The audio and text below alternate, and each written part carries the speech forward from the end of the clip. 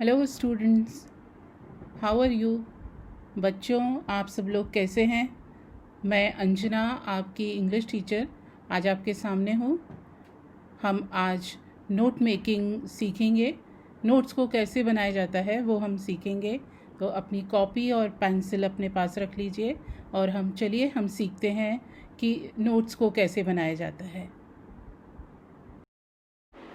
Students, as you know that note making exercise is very important for high school students from exam point of view. So my presentation, I would like to tell you about my presentation that this presentation covers the idea how to teach note and summary making to high school students. कि किस प्रकार से high school students note making और summary की जो exercise होती है उसको अच्छे से कर सकें और अच्छे नंबर प्राप्त कर सकें। This also serves as a self learning material for students आज का समय ऐसा है जब हम क्लासेस से दूर हैं, तो ये आप इसको समझकर अपने आप ही नोट्स को बनाना सीख सकते हैं। तो देखते हैं कि हम नोट्स कैसे बनाते हैं। नोट मेकिंग सीखने से पहले हम जान लेते हैं कि नोट्स बनाने के हमारे उद्देश्य क्या होते हैं, नोट्स बनाने से हमें क्या फ़ायदा होता है। इससे सबसे पहले तो we recall and remember information quickly.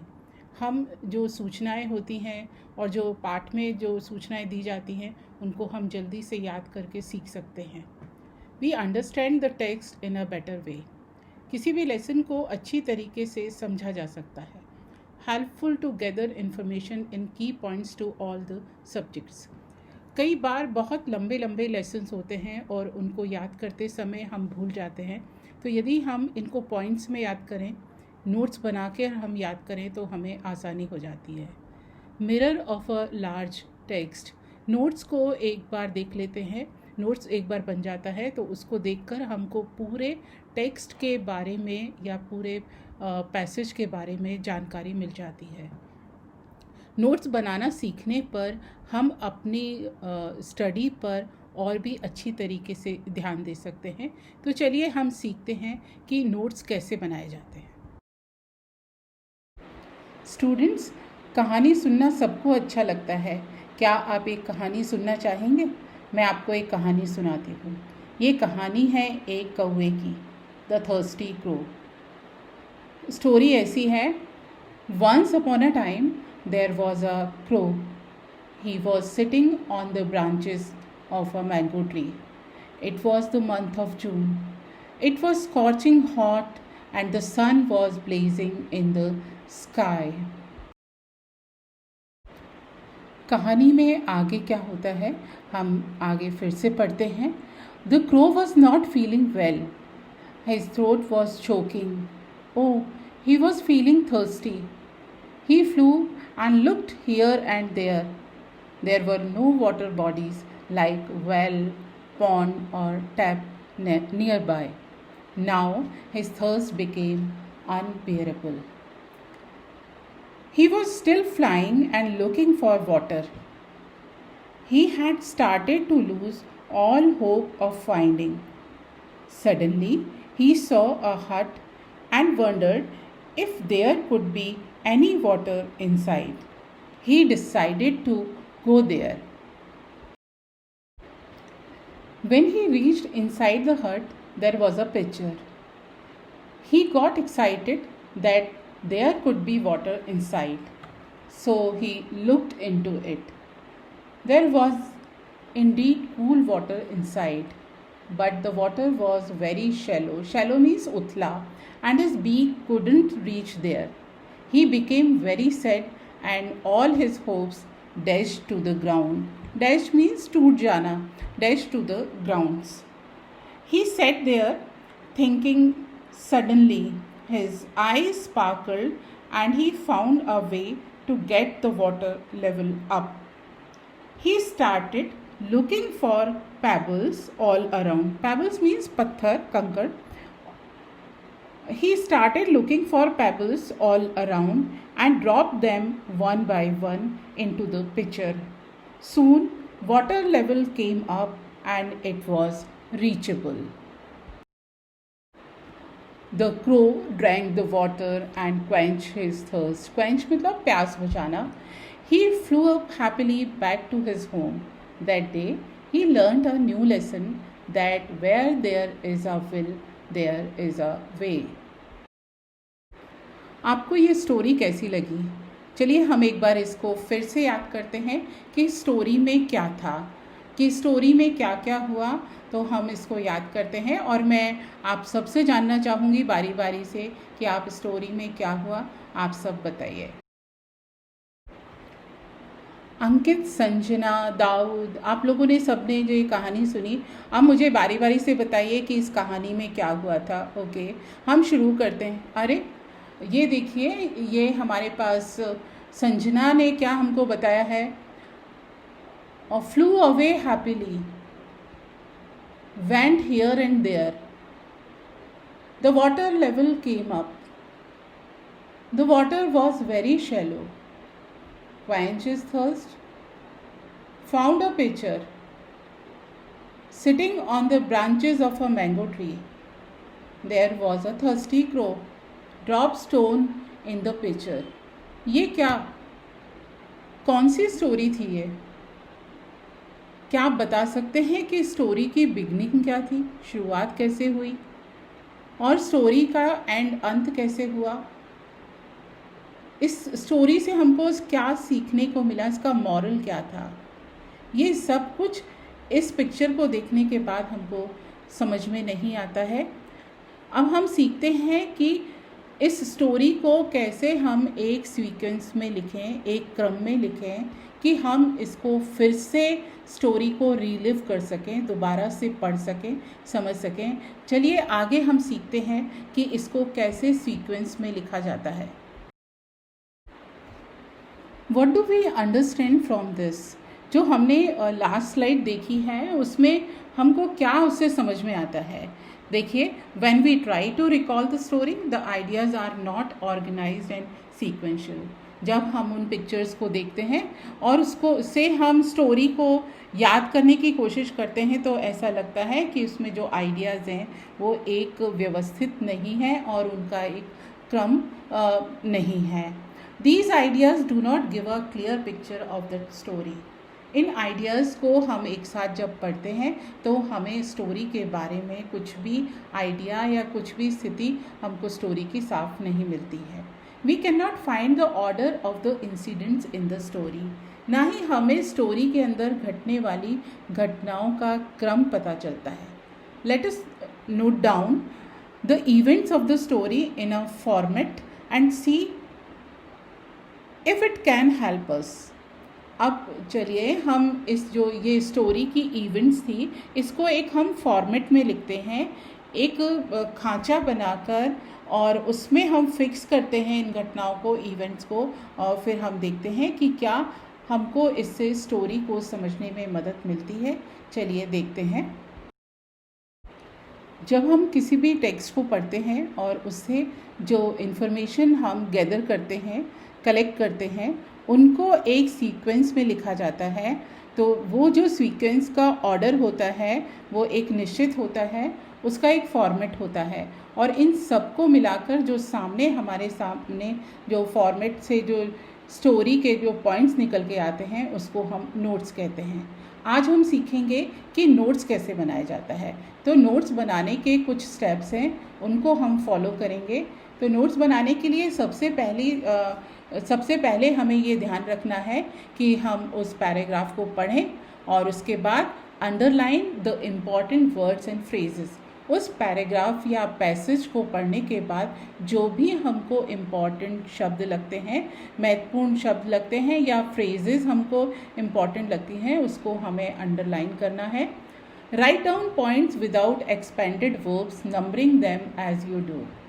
आपको ये सभी जो पॉइंट्स हैं उनको हेल्पिंग वर्ब का इस्तेमाल करे बगैर लिखना है, यानी आपको उसमें से सब्जेक्ट और हेल्पिंग वर्ब को अलग कर देना है. कंबाइन रिलेटेड पॉइंट्स, और जो हमको पॉइंट्स एक साथ मिलते हैं जैसे कि यदि मान लीजिए हम अपने देश के बारे में बात कर रहे हैं, तो अगर हम ये ऐसे कहते हैं कि India is a big country, और उसके बाद में हम उसके बहुत सारे स्टेट्स का नाम लेते हैं, जैसे कि राजस्थान, मध्य प्रदेश, पंजाब, तो इसका जो मेन पॉइंट होगा वो इंडिया होगा, और उसके बाद जो इसके रिलेटेड पॉइंट होंगे राजस्थान, मध्य प्रदेश और उत्तर प्रदेश, ये इसके रिलेटेड पॉइंट होंगे, तो इन सबको हम जोड़ लेंगे, इनको हम एक साथ लिखेंगे। ग्रुप रिलेटेड पॉइंट्स, इसके बाद जितने सारे पॉइंट्स एक जैसे होंगे तो उसका हम एक ग्रुप बना लेंगे, और ग्रुप जो बनेगा वो एक सब हेडिंग की तरह काम में आएगा, उसको हम एक सब हेडिंग के अंतर्गत लिखेंगे।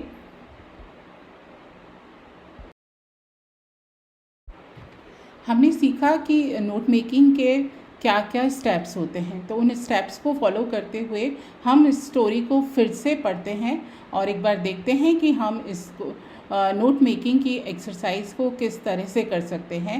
तो स्टोरी का जो फर्स्ट पैराग्राफ था वो मैं आपके लिए पढ़ती हूँ। Once upon a time there was a crow, he was sitting on the branches of a mango tree. It was the month of June, it was scorching hot and the sun was blazing in the sky। ये paragraph है एक crow के बारे में, और he was sitting on the branches of a mango tree। अब इसमें जो सब्जेक्ट है he और वर्ब है हेल्पिंग वर्ब was, इसको हम अलग कर देंगे। हमारे पास एक इंफॉर्मेशन आ रही है sitting on the branches of a mango tree. Next हमको मिलता है it was the month of June, और इसमें से भी फिर हम हेल्पिंग वर्ब है इट और वॉज, इसको हम अलग कर देंगे, और हमारे पास इन्फॉर्मेशन है, जो मेन इन्फॉर्मेशन है उसी को हमें पॉइंट्स में लिखना है, तो ये होगा the month of June. It was scorching hot, अब वेदर कैसा था, हॉट वेदर था, तो हमने लिखा द स्कॉर्चिंग हॉट वेदर। तो इस जो पहला पैराग्राफ हमने पढ़ा उससे हमें ये पता चला कि ये स्टोरी किसकी थी, थर्स्टी क्रो की स्टोरी थी। तो इसका एक जो लेकिन इस पैराग्राफ में किसके बारे में बात की गई, एक क्रो के बारे में। तो हमारा जो सब हेडिंग होगा नंबर 1 क्रो के बारे में हमको 3 इन्फॉर्मेशन मिली, sitting on a mango tree, month of June और हॉट वेदर। मतलब इस पैराग्राफ को पढ़ के हमें इस पैराग्राफ के जब हमने पॉइंट्स निकाले तो हमको एक जनरल आइडिया हो गया इस पैराग्राफ के बारे में कि ये स्टोरी एक क्रो के बारे में है, who was sitting on a mango tree और month of June and hot weather. तो इससे हमें ये पॉइंट्स बनाने से हमें एक जनरल आइडिया हो गया इस पैराग्राफ का। लेकिन आप देखते हैं कि कहानी के आगे क्या हुआ। The story goes like this. In the second paragraph, the crow was not feeling well. His throat was choking. Oh, he was feeling thirsty. He flew and looked here and there. There were no water bodies like well, pond or tap nearby. Now his thirst became unbearable. यानी उसकी अब प्यास बिल्कुल से बर्दाश्त नहीं हो रही थी। तो इस पैराग्राफ में हमने ये देखा कि ये जो पैराग्राफ है ये एक क्रो के बारे में बता रहा है, थर्स्टी क्रो के बारे में बता रहा है। तो हमारा जो इसका जो सब हेडिंग होगा वो थर्स्टी क्रो। अब क्रो के बारे में हमको क्या क्या इन्फॉर्मेशन मिलती है, तो उसमें ये पहले हमें मिल रहा है कि not feeling well, throat was choking, went here and there for water and thirst became unbearable. तो ये जो इन्फॉर्मेशन हमको सेकंड पैराग्राफ में से मिलती है। अब हम स्टोरी के और व्हेन वी रीड फर्दर, जब हम स्टोरी को और आगे पढ़ते हैं, he was still flying and looking for water. He had started to lose all hope of finding. Suddenly he saw a hut and wondered if there could be any water inside. He decided to go there। Crow ने जब उड़ रहा था तो उसने इधर उधर देखा, और जब उसको हट को देखा तो उसने अंदर जाने का निर्णय किया। तो ये जो स्टोरी थी इसमें हमें एक और पहले पिछला पैराग्राफ था उसमें हमने देखा कि थर्स्टी क्रो ने पहले वो प्यासा था और इसके बाद अब इस वाले पैराग्राफ में ये पता चलता है कि थर्स्टी क्रो अभी भी पानी की खोज में, पानी की तलाश में flying and looking for water here and there. तो इसमें हमको थर्स्टी क्रो के बारे में कुछ इन्फॉर्मेशन मिलती है। पहली है flying and looking for water. फिर उसके बाद जब उसको पानी नहीं मिला तो started to lose all hope of finding it. इसके बाद उसने क्या देखा, ही सॉ हट, तो ही वेंट इनसाइड द हट। तो इसके बाद अगली इंफॉर्मेशन मिलती है कि ही वेंट इनसाइड द हट।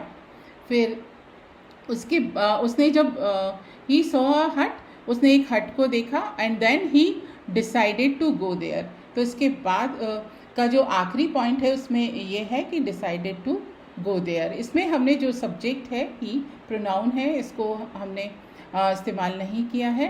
तो इस तरह से हमको इस पैराग्राफ में कुछ पॉइंट मिले और जब इस पैराग्राफ के जो पॉइंट्स हैं हम उनको एक बार पैराग्राफ को फिर से देखते हैं तो हमको पॉइंट्स को देखते हैं तो हमको पैराग्राफ के बारे में आइडिया हो जाता है। लेकिन अभी कहानी ख़त्म नहीं हुई है, आगे बढ़ते हैं। स्टोरी कुछ इस तरह से आगे बढ़ती है। Inside the hut was a pitcher. He got excited that there could be water inside it. So he looked into it. There was indeed cool water inside, but the water was very shallow and his beak couldn't reach there. He became very sad and all his hopes dashed to the ground. तो इस fourth paragraph से हमको information मिलती है कि ये पूरा paragraph है जब क्रो हट के अंदर होता है, इनसाइड द हट।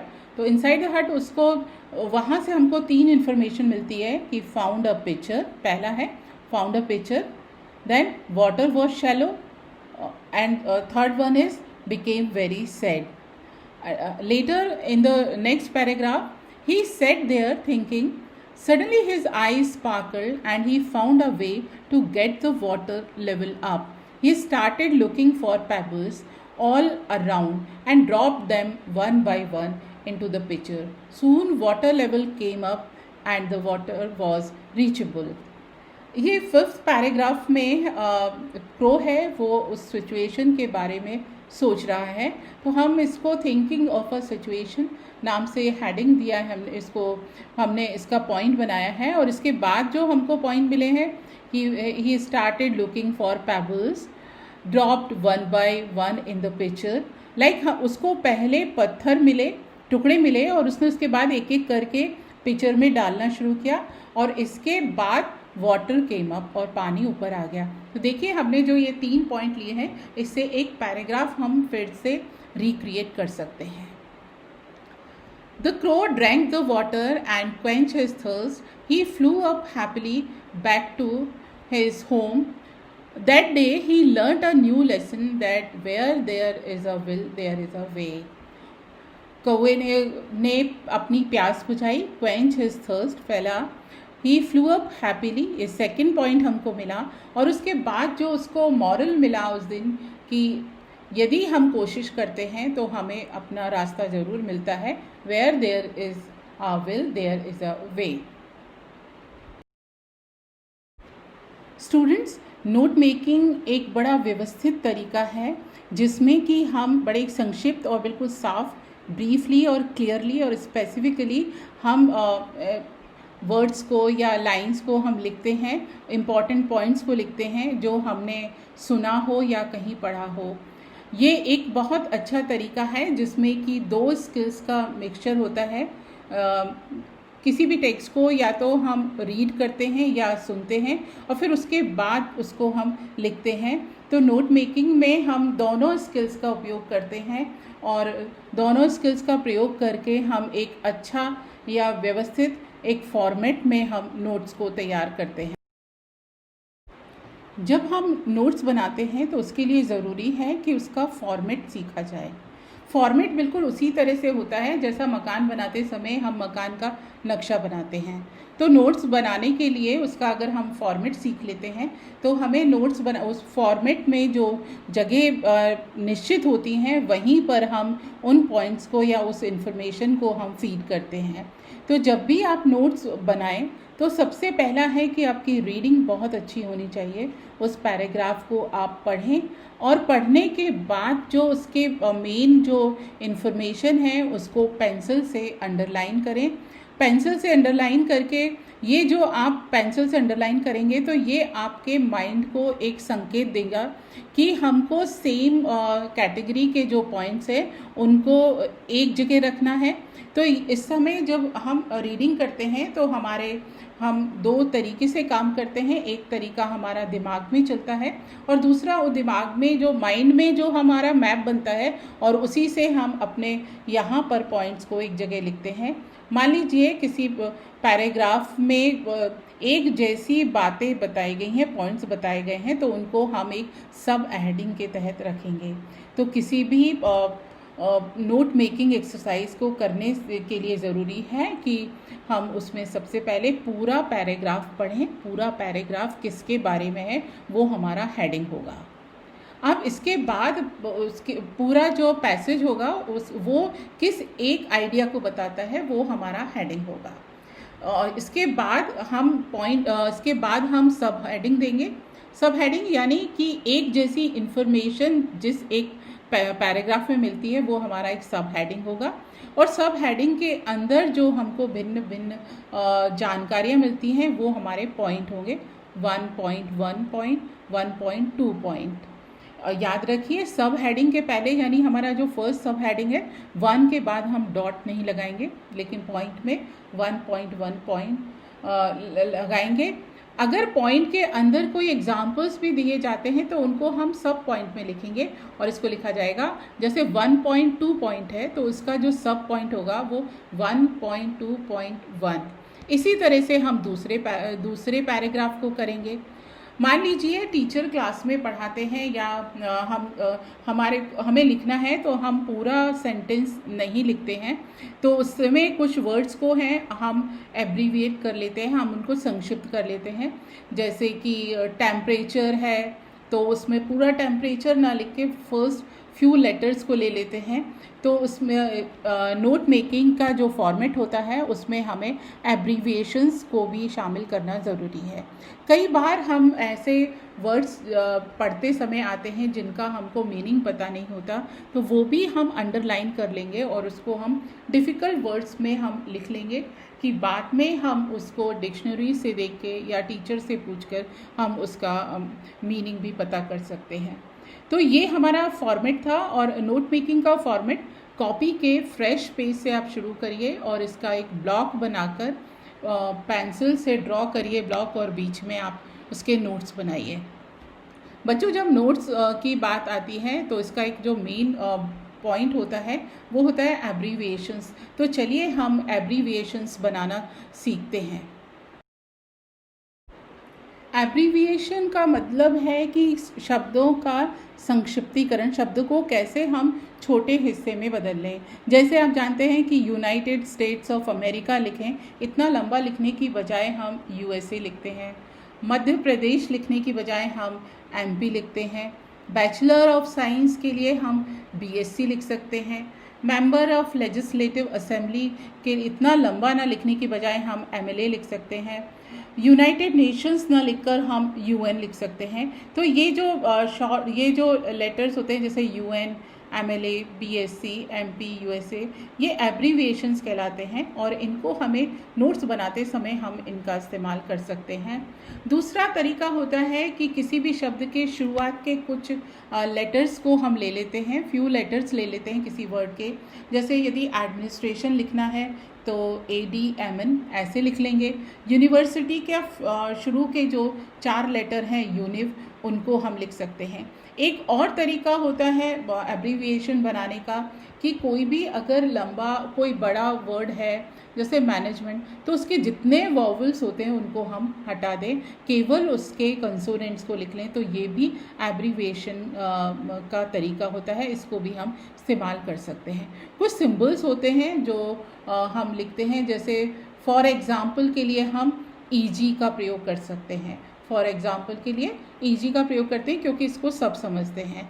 कुछ गणित में काम आने वाले अरिथमेटिक सिंबल्स भी होते हैं, उनका भी हम प्रयोग कर सकते हैं। जैसे किसी को बताना हो ग्रेटर देन, तो हम इस तरह से निशान लगा सकते हैं। पॉजिटिव के लिए प्लस वी लिख सकते हैं। लेसर देन के लिए भी इस तरह से निशान लगा सकते हैं।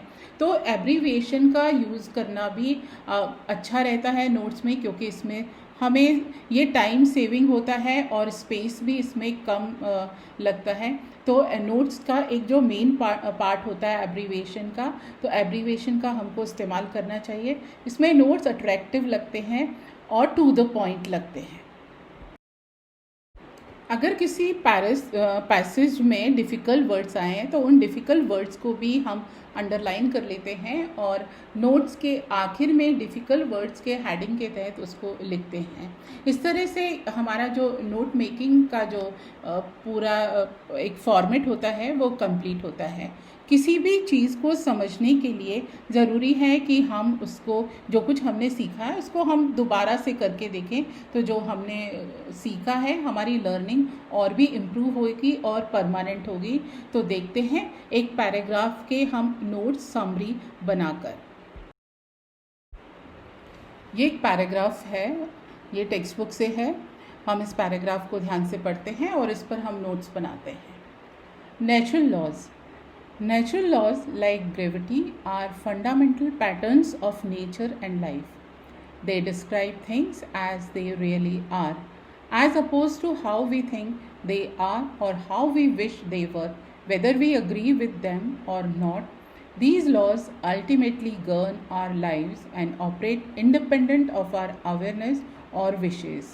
Obeying them can gain control of our lives, improve our relationship, and increase personal productivity and experience inner peace. Students, हमने ये पैराग्राफ पढ़ा और इस पर हमको नोट्स बनाने हैं।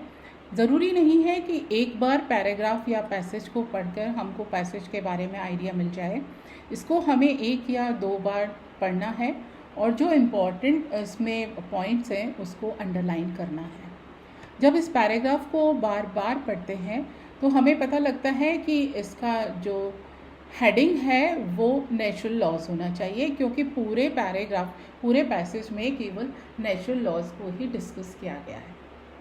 तो इसका हेडिंग होगा नेचुरल लॉज और इसका सब हेडिंग क्योंकि एक ही पैसेज है, एक ही पैराग्राफ है और नेचुरल लॉज को ही डिस्कस किया गया है, तो इसका जो सब हेडिंग होगा 1, उसका वो होगा नेचुरल लॉज।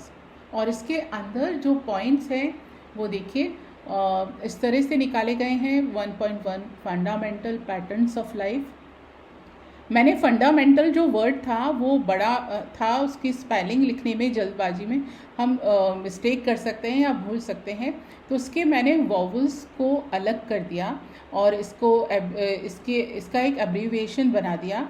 तो fundamental patterns of life.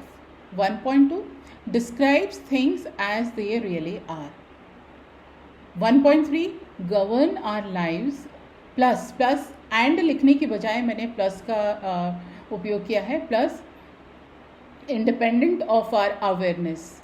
1.4 obeying them, मतलब जब नेचुरल लॉज को हम ओबे करेंगे तो हमें इसके बाद सब पॉइंट भी मिल रहे हैं जो कि पॉइंट 1.4 के तहत हैं। तो 1.4.1 जब नेचुरल लॉज को हम ओबे करेंगे तो उससे हमें क्या क्या फ़ायदा होगा?